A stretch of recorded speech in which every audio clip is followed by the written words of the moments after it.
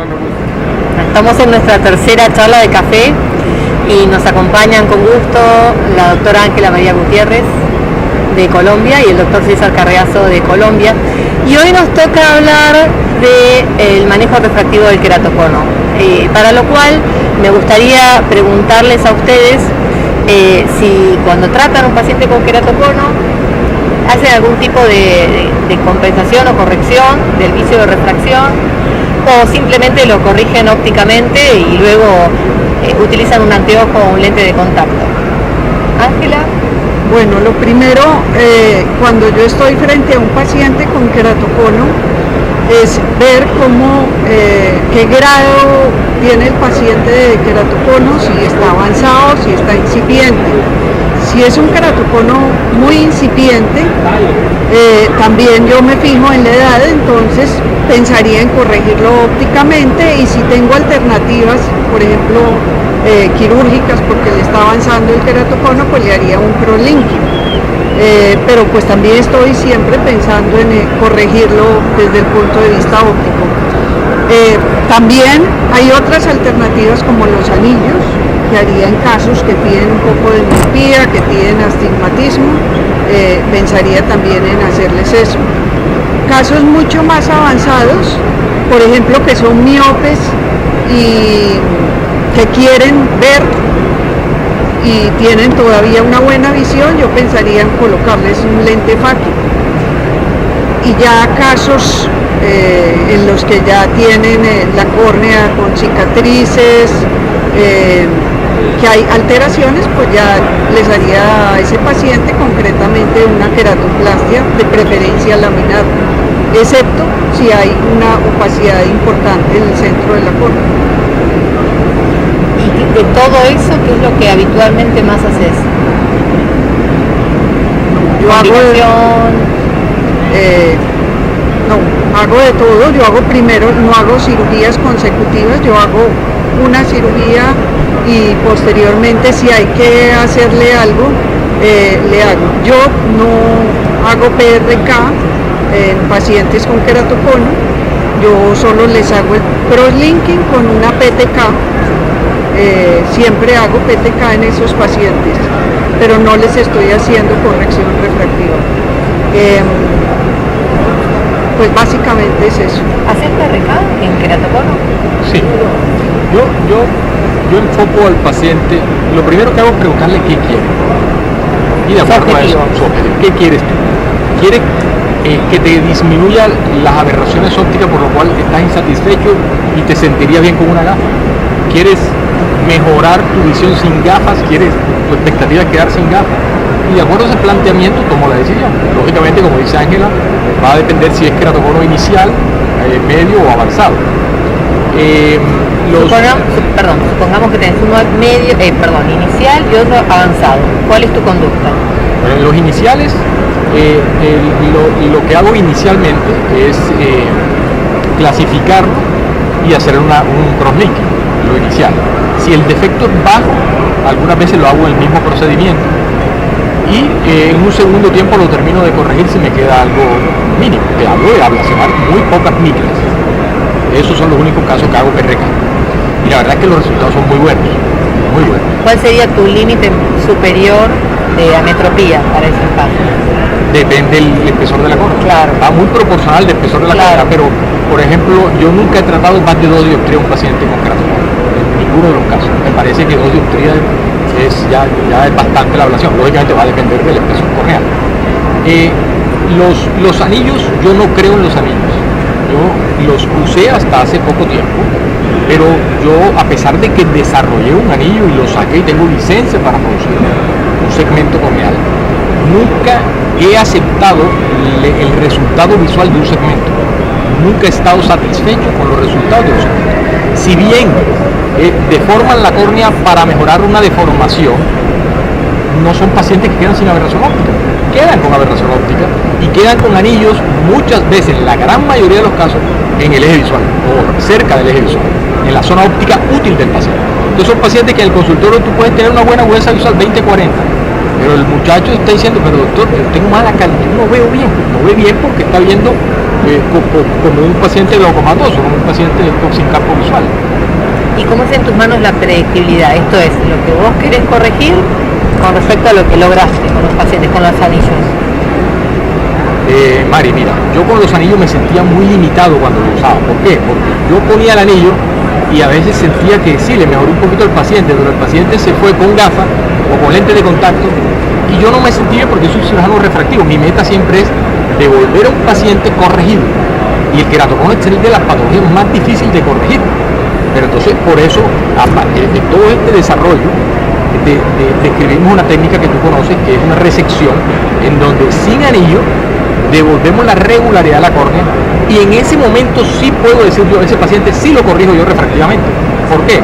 Porque tengo una córnea que marca el aparato, el topógrafo, me dice que no tiene queratocono. En cambio con los anillos no. Con los anillos todos te van a marcar que tiene queratocono o no te lo lee el topógrafo en la parte del anillo. Porque, bueno, algunos quedan muy bien, pero la gran mayoría no. Con un anillo no tienes predictabilidad, es muy difícil. En cambio, cuando tú tienes este tipo de técnica que te corrige la regularidad de la córnea, no estás corriendo defecto refractivo, estás corriendo regularidad, estás volviendo una córnea irregular a un astigmatismo regular. Y ahí sí tienes toda la batería para hacerlo, para corregir refractivamente. O le pones un lente fáctico, o le haces una PRK, o ya decides qué hacer. ¿Qué opinas, Ángela, de la predictibilidad de algunos procedimientos en el queratocono? La predictabilidad. Yo pienso que todo es cuestión de seleccionar el paciente. Uno sabe, por ejemplo, que con el crosslinking no es que uno vaya a buscar predictabilidad porque la corrección no es una corrección refractiva, puede que se aplane un poquitico, pero no más, y uno no sabe cuál es el que se va a aplanar. Queratométricamente se pueden aplanar, pero eso no lo ve el paciente. Lo de los anillos, yo hago cierto tipo de defectos para anillos que sé que me quedan muy bien y que les corrige el astigmatismo. Por ejemplo, ideal para un anillo. Un paciente que tenga -2, -4 o -2, -5, probablemente le voy a bajar la miopía y le voy a bajar el astigmatismo. Yo les advierto que van a quedar con halos, pero curiosamente el paciente le dice a uno, no, a mí no. Para mí eso, doctora, no es problema porque yo por la noche no veo bien. Entonces, son pacientes que no tienen buena calidad, digamos, de visión en las noches. Yo a un paciente que tenga una miopía muy alta no le hago el anillo, a menos de que hacerle con los anillos de 340, pero no tengo mucha experiencia con eso. Y muchas veces yo pienso que hay pacientes que uno les puede ofrecer un lente fáquico y van a conseguir realmente una buena visión. Ese sería un caso que me parece que sí tiene bastante predictabilidad. De todos los que hacemos procedimientos que se hacen para pacientes con queratocono, sería ese. Porque incluso aún en un trasplante de córnea hay muchos que quedan muy bien. He estado haciendo una revisión de pacientes operados por mí con queratoplastia laminar y bastantes quedan muy bien. Sin embargo, uno no le puede asegurar al paciente que va a quedar sin astigmatismo, que va a quedar sin miopía, empezando porque muchos de esos pacientes que tienen queratocono son pacientes miopes, que de entrada, si uno les toma una longitud axil antes de hacerles cualquier procedimiento, muchas veces son pacientes que tienen ojos un poco más largos de los normales. Entonces, quizá el que tiene mayor predictabilidad es un lente fáquico, pero escogiendo muy bien el paciente. Después yo diría que los anillos. Las queratoplastias es relativo, hay casos que quedan muy bien. Y el crosslinking, pues eso no es para corregir nada refractivo. Si bien en mis manos hay una modificación refractiva con el crosslinking, aunque uno no lo busca, la hay por desincurvación. No buscada, pero bueno, existe. Eso pero es muy pequeño, es pequeño. Yo tengo mucha variable. Me pasa que pacientes no corrigen nada y pacientes que bajan 5 dioptrías. Esa es mi experiencia, tengo una desviación muy grande. ¿Sí? Pero es que el crosslinking es parecido al anillo. En algunos casos uno dice, wow. Es que no es el objetivo. No es el objetivo. En algunos casos te va súper bien y tú dices, wow, ojalá todos me quedaran así. Pero no es la regla. La mayoría son pacientes, todos mejoran. El queratocono te mejora con lo que le hagas, no está tan mal. Ven tan mal, ¿qué mejora? Pero ¿cuál es el objetivo nuestro? ¿Hacia dónde vamos? Por eso yo nunca le digo a un paciente queratocono, te voy a hacer esto, no, tú necesitas 3 o 4 procedimientos para poderte dar una mejor calidad de vida. ¿Cuál es tu promedio de cantidad de procedimientos en un paciente con queratocono? ¿Es tu promedio? 4 promedios, de 3 a 4 yo hago. Lo primero, bueno, antes hacía primero crosslinking, ahora hago clac, que es una resección. Una vez quito los puntos.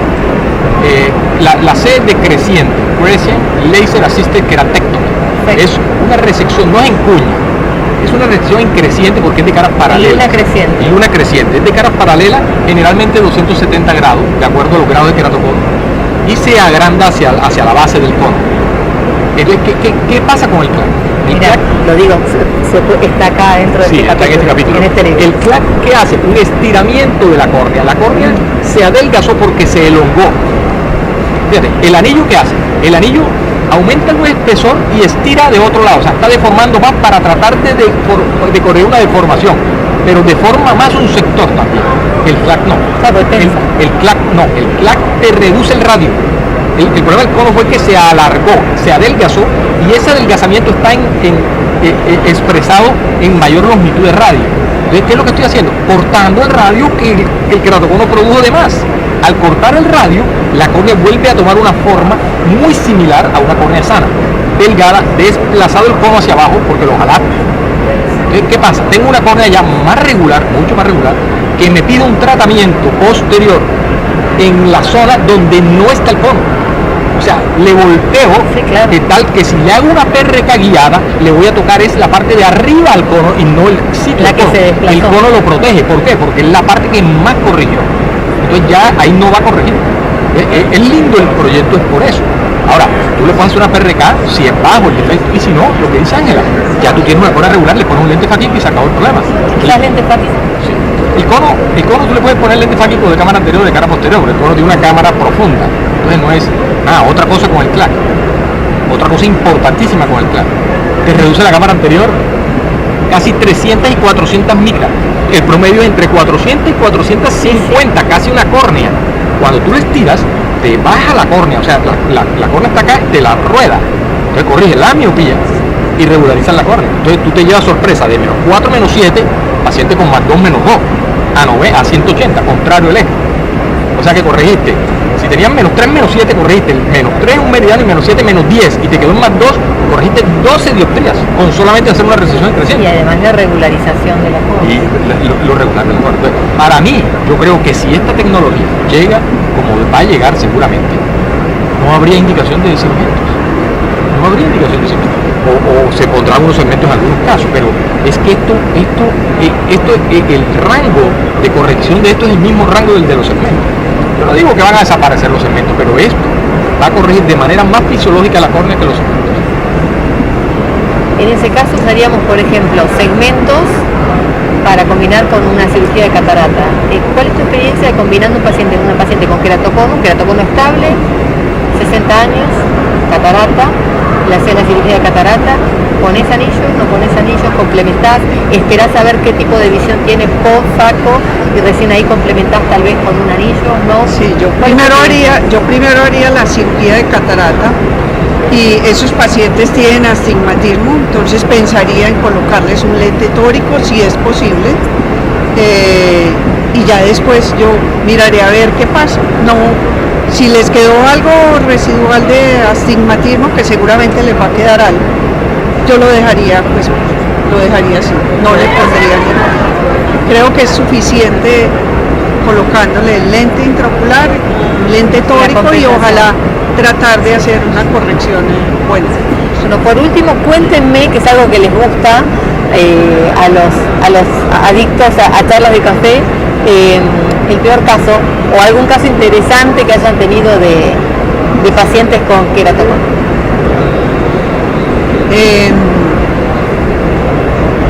Pues usualmente los casos que uno piensa interesantes no, son casos en los que uno ha tenido complicaciones. Pero recuerdo una niña que la operé de una queratoplastia laminar por un queratocono avanzado, una cirugía que me quedó muy bien. Esa paciente quedó con neutro después de una laminar. y conducía motocicleta y tuvo un accidente y llegó pues a la clínica sin el cristalino. Se le había abierto por la cicatriz de la queratoplastia laminar la córnea. Bueno, en resumen, la suturé, la córnea no se le dañó, sigue transparente, sin cristalino. Tocó colocarle después una válvula porque hizo glaucoma. Ella era una presentadora de televisión y pues yo... Con todo lo que eso significa. Sí, el posoperatorio de todo eso fue terrible, pero afortunadamente ella pudo seguir con su profesión. Y bueno, actualmente usa un lente de contacto en ese ojo. Había pensado de pronto en colocarle un lente, pero además de que perdió el cristalino, perdió iris. Entonces, pues no. ¿Existe alguno cosmético, también un lente de contacto con iris? Sí, está, pero el problema es que tiene la válvula. Entonces también no es fácil colocar un lente cosmético. Pero bueno, ella le pusieron un lente más pequeño y con ese lente ¿Y estéticamente cómo se ve muy bien, ella está muy contenta y siguió con su profesión, pero pues fue un caso un poquito doloroso por eso. Claro.